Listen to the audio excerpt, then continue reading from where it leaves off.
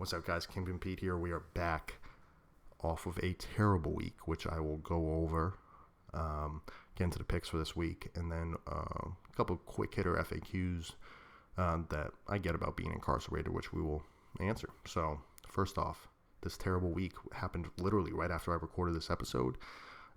Maybe an hour or two later, I called into the show. Thought the call went fine. Listened to the podcast later on. And I hear the comments made afterwards. And then later that night on Twitter, a few comments, here or there. And I was like, wait a minute, what? And then the announcement by Mike, hoping that I wasn't part of that announcement or I wasn't part of the reason why that happened. I hope not. I tried to call in the show this week, maybe to clarify a few things. Wasn't able to get through. But that's part of the show. You're not guaranteed to get through every single week. I'll try again next week. Hopefully I'll be able to answer any question or concern I feel like Steve may have. No Steve, it was not a party. When I went to the apartment, Alba was home. I didn't even see her. She was in a different room. Just us in the living room, talking to Mike, talking about sports, talking about stocks, talk about, just reminiscing about things. Trying to take the fucking kid's mind off of suicide for maybe an hour or two. Thought maybe that was the best course of action. But no party, no strippers, thief from Providence, no, none of that. But yeah, I'll call the show or try to call the show, see if I can get through next week. So, on to the picks for this week. Talking about my bad week. Wait a minute, I went 1-4 last week. Why don't we talk about that? Talk about how I took the fucking Falcons and then they came back and then buried me. The only win is just betting against the Jets because they suck. Every pick went to shit. I wanted to take the Bengals. I said to myself, if the spread's 6.5, I'll take the Bengals. Let me take the Bengals 6.5, maybe even 6. I can convince myself. And the spread came out and my pool was 5.5. And I said, no, didn't take it. I wanted to take the Packers. I don't know why the fuck I've listened to so many shows or read into things and this and that. And it was everything. Take the Saints. The Saints are the Saints are the Saints are the Saints. So I just stayed away. Instead, I go with the other picks that just absolutely fucked me. The Cardinals fucking collapsed. The Falcons really collapsed. It was terrible. 1-4, terrible. I'm 7-1, 7.5 points out of a possible maximum of 15. I am in 49th place right now. The only good part for me, only about 30% of the pool went positive. A lot of people went negative, and absolutely 0 people went 5-0 last week. So I'm in 49th, not where you want to be. Hope to be in the 20s after this week. I need a 4-1 week, or 3-2. Cannot afford 2-3. 1-4, absolutely cannot afford. So as we said last week, we fade the worst team in the league. Worst team in the league is who? The New York Jets. So I told everybody, whoever they were playing on Thursday, I couldn't remember. It was the Broncos. I had taken the Broncos automatic. It was the automatic pick last night. So that was the first pick. We already start the week 1-0. Can't go 0-5 this week. That's great. Can't do another 1-4 week. Jets were the only one. Betting against the Jets were the only thing that won me last week. So, pick this week. I loved it. Loved the pick so much. But you know how my week's been going, how everything's been going. I took the Steelers. Took the Steelers only to have the game be canceled. And not know who to substitute the Steelers in for. Or who to go with. But I ended up going with the Bears. Bears plus 2.5. I try to guess or just say in my mind who I think will be favored, what the spread will be, and when I saw the Colts versus Bears, I thought it was pick 'em, maybe Bears -1. Isn't the game in Illinois? And they're underdogs. Even if they're not, it just seems weird. Like Foles is actually good. He can get the offense going. He throws the ball down the field. The Colts are, I don't know. The Colts have played so weird. They played the Jags. They played the Jets. They played the Vikings. They played like 3 bad teams. I don't know how good why are the Colts favorite? It didn't really make sense. I was kind of stuck between them and the Dolphins plus 6.5. Decided to stay away. Russell Wilson's just really good, but I think it's a tough spot to go across. So Dolphins are not a pick, but it was very close between them and the Bears. But, at the end of the day, I just went back to my gut, and my gut feeling when I saw this game was pick 'em. And you're giving me 2.5. Like, I'll take the 2.5. I will take it all day. Next pick. I wanted to take them last week. I didn't take them last week because they were playing the Rams, and I just got afraid. But it's the Bills. I absolutely love it. Again, when I was thinking of the lines, what was it going to be? Bills are on the road in Vegas. 4, maybe 3.5, 4, and I saw the line. It was 3. A lot of the games are tough this week. I personally don't think Vegas is that good. I'm not a huge Saints fan either. Or thinking they're good. I stay away from it in fantasy. Stayed away from a lot of places. So Vegas beating them may not have been as big of a win as everybody thought it was. I think Vegas just will start to come down to earth. Obviously what happened versus the Patriots won't, that's just Bill Belichick being Bill Belichick and playing absolute great scheme. To me, definitely a closer game, probably higher scoring, kind of what you kind of saw with the Panthers game the Vegas played early in the year. Maybe both teams in the 30s, 35-28, 35-24. I think the Bills are going to pull this out. So I'll take the -3 all day, every day of the week, and give it to me. Speaking about teams that blow, and I mean blow people out, the next pick, you hate to do it sometimes, but it's Rams -12.5. The Giants are terrible. Terrible. Absolutely terrible. I don't know why I didn't take the 49ers last week. I got scared of Nick Mullins. I got scared because the line was so low last week that it didn't really make sense. Like, why were the Niners not bigger favorites? I understand Nick Mullins, but, Nick Mullins was throwing bombs in 2018 when he was playing, or 2019 when he was playing, whatever. I still can't believe I didn't take the Niners last week either. But, I learned my lesson. I'm a Giants fan. I like the Giants. The Giants stink. They are very bad. 12.5 is easy. The Rams came out flat against the Bills. Turned it around at halftime and came all the way back. What do you think, McVay? What are they doing in practice? They're saying, hey, when we are up 7, when we're up 10, you know what? We're gas pedal. Gas pedal. He has to get the team going again. The team's going to be up 14 or 17 points, and McVay's going to have the gas pedal on, trying to win by 25 points, a statement win, a big win, get this team morale up. I'll lay the 12.5. In reality, I think they win 17, 20 points. I think that you could have had a -15. I'd probably still take it. 12.5 all day. That was a simple pick by me. So that leaves us with the random number generator. The random number generator actually first came out, and it picked the Bills. So if it picks a game I already have, I have it ran again. But you like when random number generators picking your game. So then it went again. It picked the Falcons +7 versus the Packers. I don't hate it. Not like last week when it took the Raiders and I absolutely hated it. Or the week before when it took the Chargers versus the Chiefs and I hated it. So this pick I don't hate. I can see the Falcons covering here. Interesting to have a Monday night game. And the spread being 7 just, is kind of juicier. But those are all the picks. So we had first pick Denver, which already won. We have Bears +2.5. Rams -12.5. We have the Buffalo Bills -3. And then we have the Falcons as a random number generator +7. If I had to bet one, I only had to bet one. Rams -12.5. All day. They are going to kill the Giants. All right, so FAQs. Or FAQs that, a lot of people ask a lot of the times. Number one question all the time, you see movies, you see everything was, hey, how's the showers? What are the showers like? What was shower time? This and that, And to be honest with you, every facility is very different. While many things are common facility to facility, a lot of the things are the same. The shower situation is very different. The place I was at, we had to eat food in our cells because there's too many fights. We're not allowed to play playing cards in medium security because of gambling debts and fights that would happen. Do you think for a chance they were going to let us shower together where there would be fights and rapes that happen? Absolutely not. So the showers were set up kind of like horse stalls. Is the best way to describe it. Thin, long, with a horse stable kind of door, so you could see underneath it. You could see above it too, and the door didn't cover the full doorway. It only covered the middle part. But it was also like a longer hallway, so you could like kind of walk to the end of it, and where the shower was. And then if you can walk, you could still be behind the barrier, but you can also get changed right there, and it's a dry area. 90 people maybe 10 showers in the whole unit.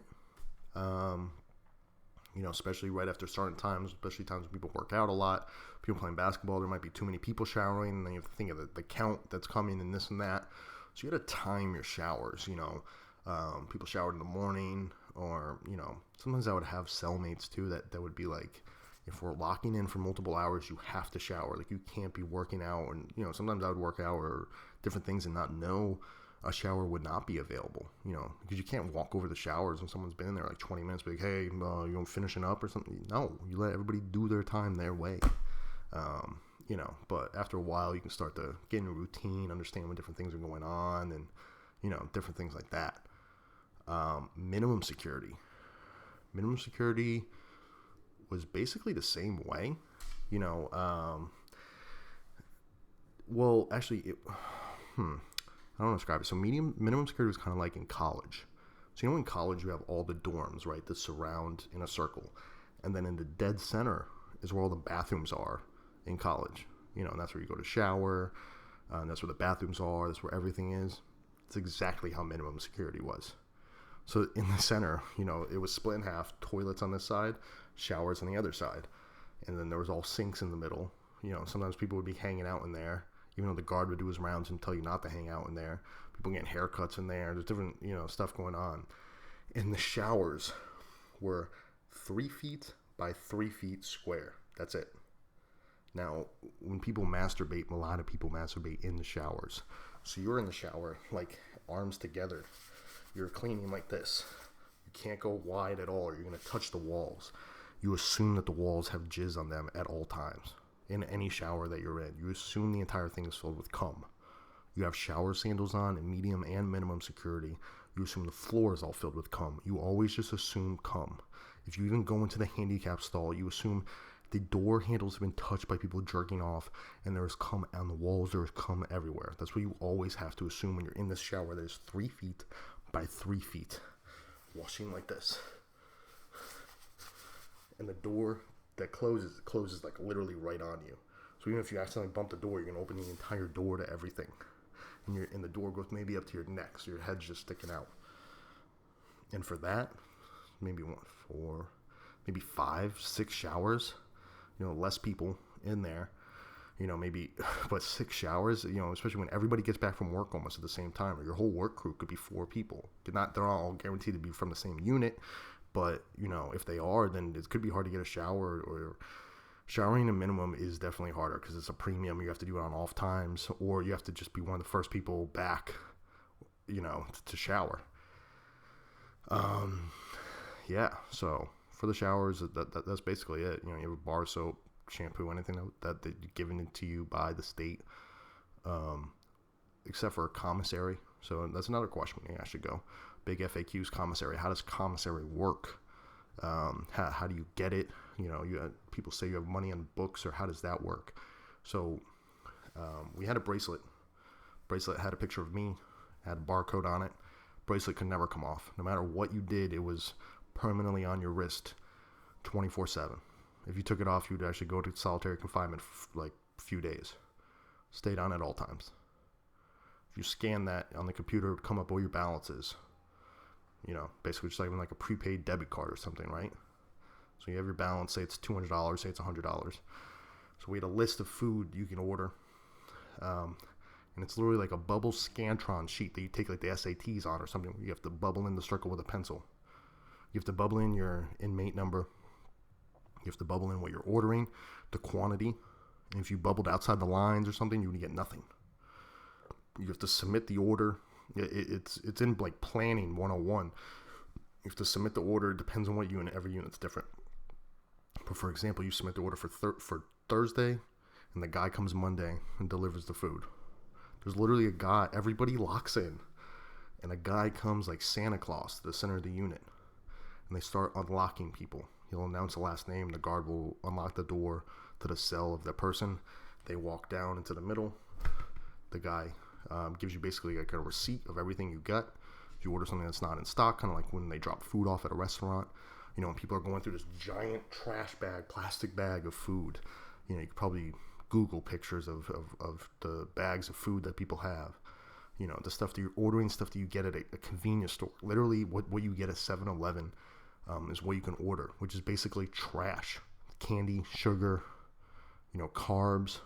You know, people are ordering ramen soups. They're ordering rice. They're ordering oatmeal, coffee. You know, that's all. Those are like the staples. Honey buns. Honey buns are like 90 cents. You know what I mean? It has like 2,000 calories. If you're poor, that they can like, it's a lot of calories to get you through the day.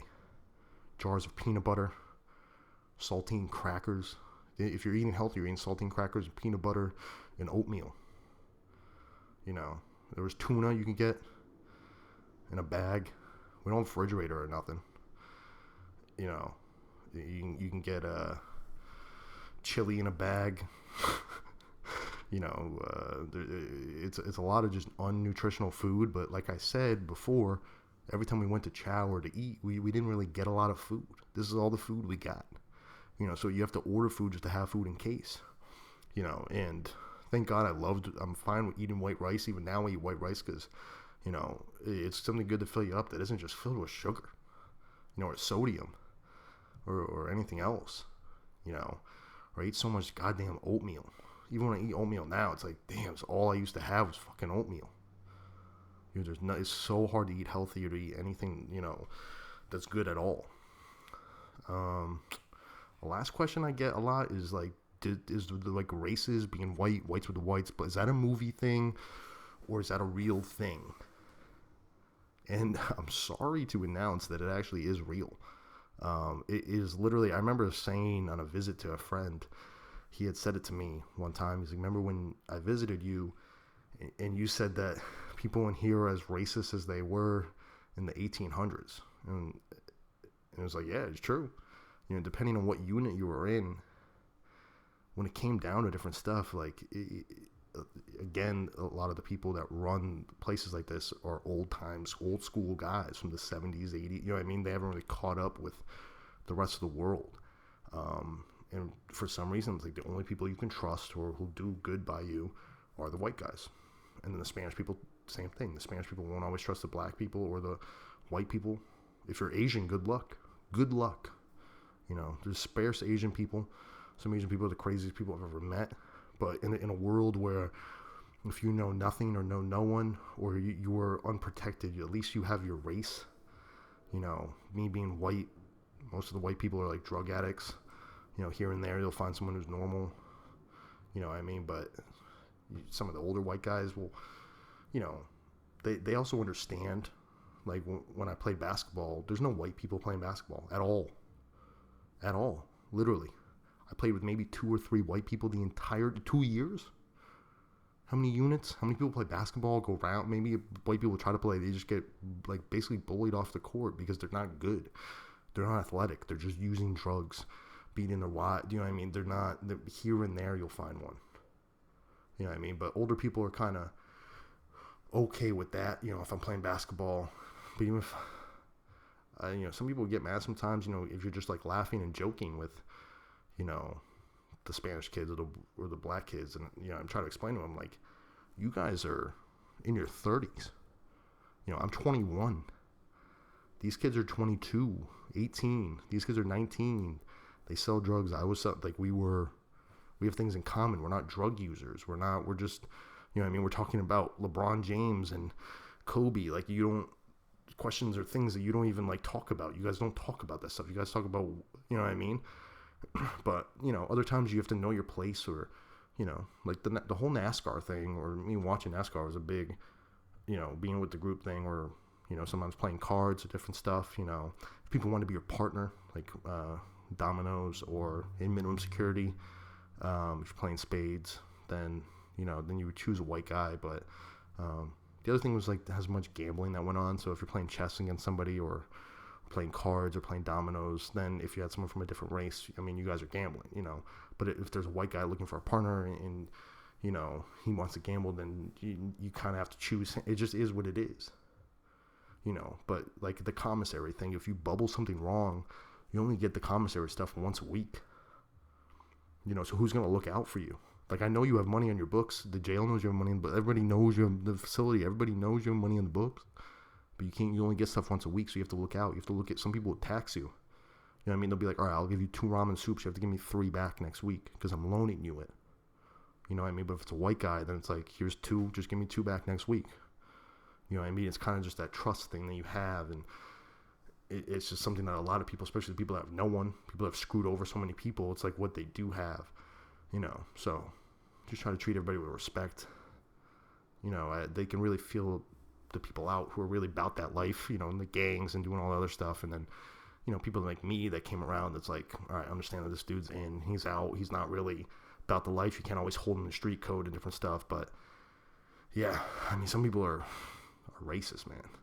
It's crazy, but you know, it's a lot of old school guys in there, and you know, a lot of racist people get locked up for doing different stuff. But all right, we're at 20 minutes, so I'm gonna stop. Hopefully I can call into the show this week. We'll get through, go from there.